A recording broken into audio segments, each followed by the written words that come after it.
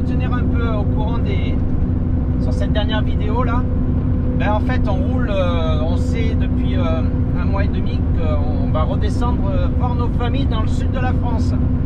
Donc là, on vous parle, on est en France. On est en France et on est au niveau de Montélimar à peu près. Ouais. Et on va sur Montpellier. D'ailleurs, on va peut-être enlever les lunettes. Parce qu'on a du soleil. Ici, on a trop de soleil, donc pour vous parler, c'est quand même mieux d'avoir les lunettes enlevées. Hein. Et ben du coup, on est content parce que en fait, c'était pas prévu du tout pour le voyage.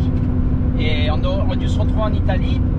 Et on s'est dit avec Sylvie, ça serait bien de passer Noël, jour de l'an et l'anniversaire de nos parents, ce qui fête les 80 ans, nos parents. Mon papa et sa maman. Donc voilà, on redescend et on repart mi-janvier. Donc ça va faire un petit break de un mois. Un mois et demi à peu près en famille. Un mois. Ça va faire du bien. Et voilà.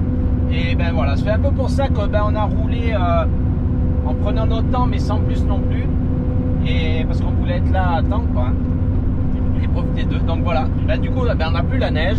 Non. Il fait mieux. Bon, là, il fait 8 degrés. Ça faisait longtemps qu'on n'avait pas eu 8 degrés. C'est clair. Et ça fait du bien en fait, du soleil. Ouais. Voilà. Et vous aurez donc la vidéo voilà, qui vous montre le dernier voyage là, jusqu'à Montpellier.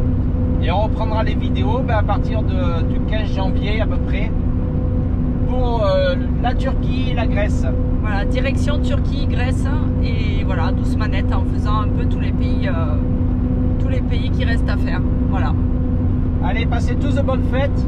On vous fait tous de gros bisous. Merci encore pour vos commentaires et tout ça. Qui nous font super plaisir à chaque fois. On se régale à chaque fois de lire vos commentaires.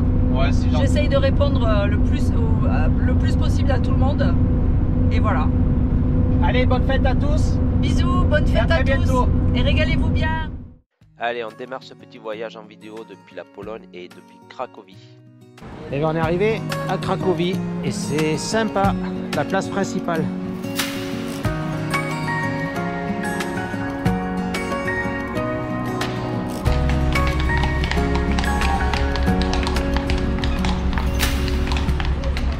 Pendant cette escale, on va encore rencontrer des Français en voyage. Eux, ils voyagent en voiture, avec les enfants, toute l'année aussi. Comment ça fait plus frais là? On va visiter la mine de sel à côté de Cracovie. Il paraît qu'il faut le voir. Et là, pour l'instant, on a payé, on fait que descendre des escaliers. On se fait avoir là. Ouais. On se fait avoir là. En bon français, on va commencer à râler. C'est clair.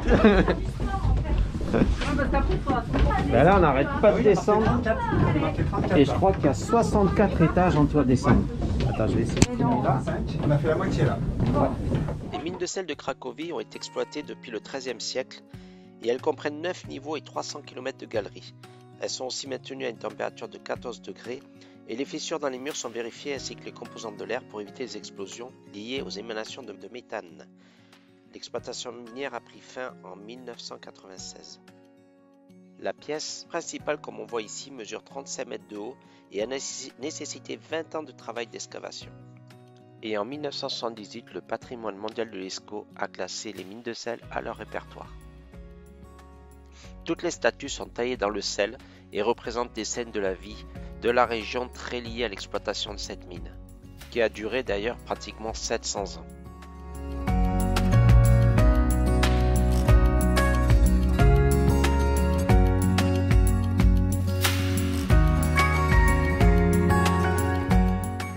Et la visite durant environ 3 heures, on ne visite finalement que 1% de la mine, ici matérialisée par le point rouge.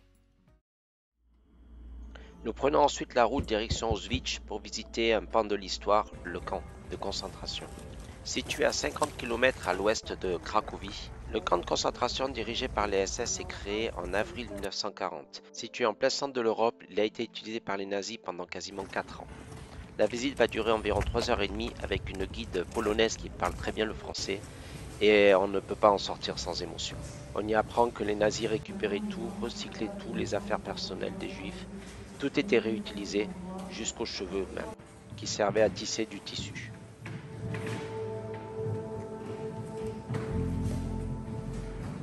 Chaque prisonnier était tatoué, habillé d'un pyjama et avait une date d'entrée et une date de sortie sur ses cadres. Et en regardant bien les dates, on se rendait compte que bien souvent, il ne vivait que quelques jours. Notre guide polonaise nous apprend que dans ce bloc, il y avait des expériences médicales. 90% des prisonniers étaient exécutés le jour même de leur arrivée. Et les 10% qui n'étaient pas envoyés dans les chambres à gaz mouraient de malnutrition, d'expériences médicales ou de typhus. Auschwitz en fait n'était pas le camp principal. Le plus gros camp est situé à 3-4 km et c'est Birkenheim. Et notre guide nous fait prendre le chemin que les prisonniers prenaient entre le train et les chambres à gaz. Jusqu'à 1500 personnes pouvaient mourir en 30 minutes dans chaque chambre à gaz. Il y en avait 4 dans ce camp.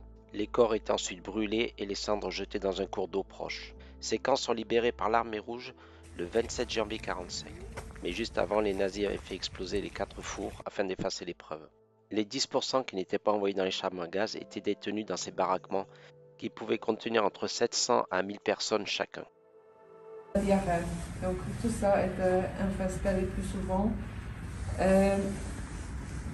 Parfois, il y avait 5 détenus qui dormaient sur chaque niveau, mais parfois il y avait même 8 ou 9 détenus qui dormaient sur chaque niveau. Ça dépendait de la période. Les travails forcés, les conditions d'hygiène, le froid et le typhus, sur les 10% qui n'allaient pas dans les chambres à gaz, très peu ont survécu. Sur les 900 tentatives d'évasion, 200 ont quand même réussi. Des stèles ont été posées par les pays concernés. On y voit d'ailleurs ici la stèle de la France, qui sera le jour de notre visite la seule fleurie avec celle de la Pologne.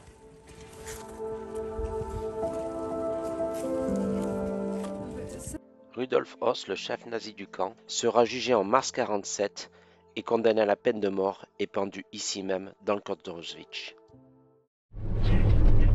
Oh et voilà, on est en train de passer la 14e frontière entre la Pologne et la République tchèque. Ouais. Voilà, je crois que nous sommes... Ah, il y a un Mirage 3. Ah oui, bah voilà. Petit clin d'œil. Voilà, nous sommes en République tchèque. Voilà. Frontière de plus. Voilà, toujours pas de test. Tout se passe bien. Tout va bien. Et nous voici à Prague, capitale de la République tchèque. Vraiment une ville magnifique, on s'est régalé de la visiter. Elle compte environ 1 300 000 habitants, c'est une ville assez étendue et vraiment avec un patrimoine historique intéressant. Juste un truc, on n'est pas en Thaïlande, on est à Prague. Et Thaï massage. Ah, insolite. Massage monsieur massage.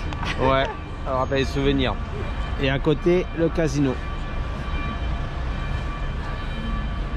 Alors, on va découvrir Prague toute la journée, on va se promener un peu. On a posé le Big T2 dans un petit pension de famille qui a fait un tout petit air de camping-car. C'est super, je vous montrerai en vidéo tout à l'heure. Oui, parce que dans les villes, on pose toujours Big T2 dans un camping ou alors dans une aire privée. Ouais. Comme ça, on dort tranquille, on est tranquille, on visite sans arrière-pensée. On est sûr de ne pas se faire ouvrir le Big T2, parce que quand même, il y a toute notre vie là-dedans pour Malgré l'instant. que je pense qu'à Prague, c'est quand même très sécurisé. Elle me coupe la parole. C'est vrai. Bon, allez, en visite.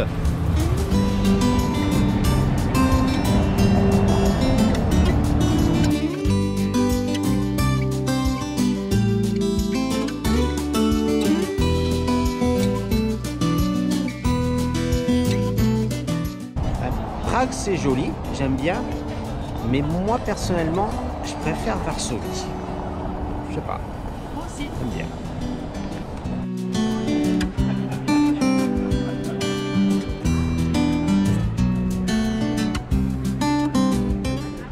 On se balade dans le centre de la ville et les centres c'est joli quand même. Bon, après c'est touristique, hein, mais c'est joli. La place principale de Prague, je crois. Ah oui. C'est joli là. Là, si on ne sait pas, je pense que c'est sûr.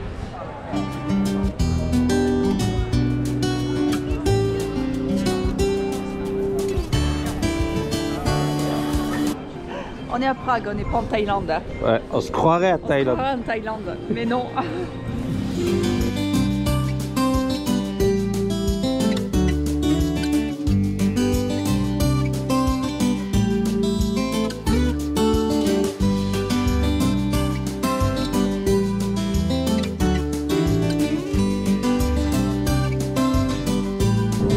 non, c'est pas bon, vis-à-vis.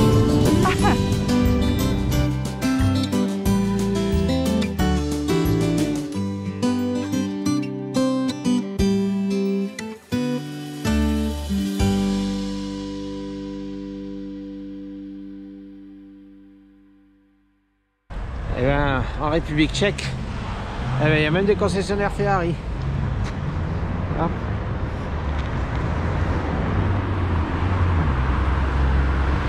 Une belle concession. Le Dieu.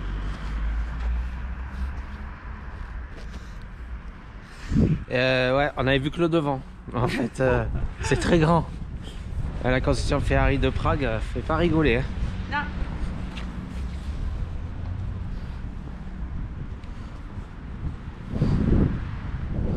Comme on n'a pas pu trouver une Ferrari où on pouvait habiter dedans, on reprend notre route. Bon ben, on quitte progressivement la République tchèque. On a visité Prague. Et là, on se dirige gentiment vers l'Allemagne, je pense. 16e frontière à notre actif. Allemagne, Autriche.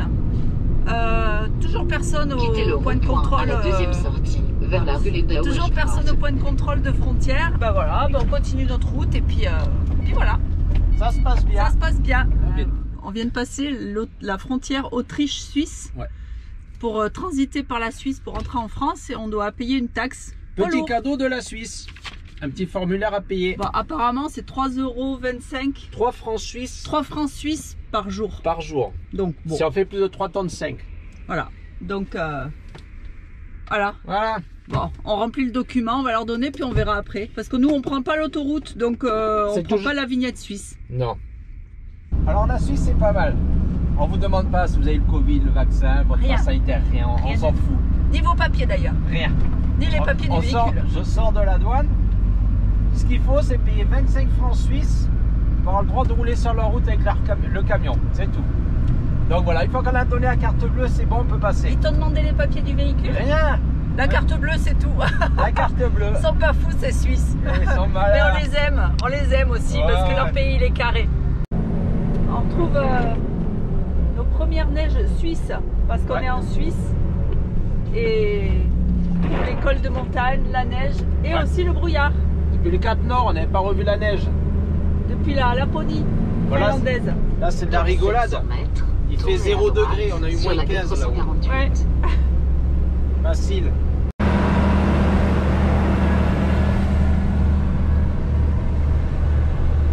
Le Big Tito, il aime ça la neige. Hein.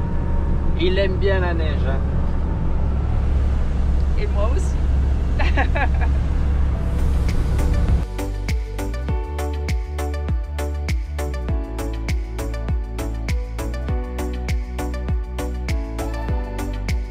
Voilà, on attaque la redescente du col. Ouais. Sous la neige, bien sûr. Ça descend, ça va. On est sûr d'arriver en bas. Ah, ça c'est sûr. Peut-être plus vite que prévu. Ou pas, ça dépend. De quel point de vue on se passe, on se trouve. Bah, ben là, on fait une escale à Stade. En Suisse. On amène le Big Tito à Stade. Eh, on va aller voir ça. Hein. Et en plus sous la neige, donc c'est sympa. Et c'est pas tout le monde qui a une maison à Stade. Eh ben, nous, on a la maison à Stade. Voilà. Allez, on y va. On fait découvrir. Et bien, à Stade, c'est dimanche. Et il y a tout qui est fermé. Mais bon, on se promène. C'est pas la bonne saison aussi.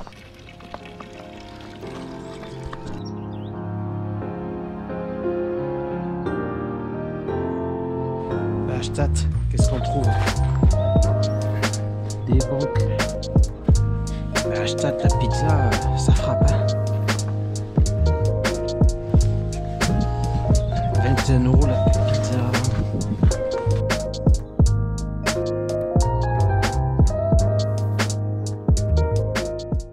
Ben, finalement, il n'y a pas grand chose à y voir là-bas. On retourne du coup à la maison. Ben, le Big Tito, il a été à Stade. Et j'ai acheté le petit autocollant pour aller là. Parce que la maison, ben, on l'a quand même mise à Stade. Et pour rigoler, eh ben, on mettra aussi l'autocollant Saint-Tropez. Voilà. commence à avoir un peu plus de neige. Là, on va monter à 1005. On va monter à, oui, 1005. 1500 mètres. Le GPS nous dit 1500 mètres.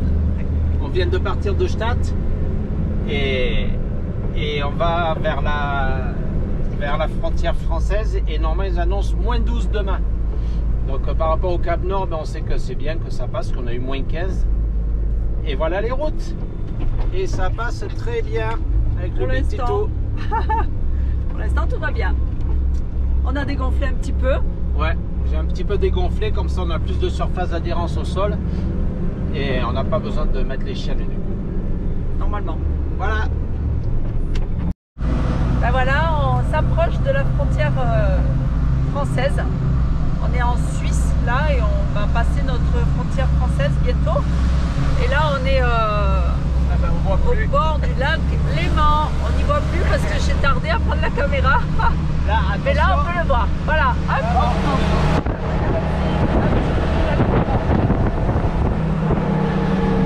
Voilà. 17e frontière. Ouais, on rentre en France. Suisse. Hop là, ouais. Suisse-France. Eric n'a pas vu un stop. Voilà, Suisse-France. Toujours pas de test. Allez, une petite escale pour voir Laetitia et son fabuleux Tatra qu'elle a aménagé elle-même. Et enfin, on retrouve nos familles. Coucou tout le monde. Coucou à tous.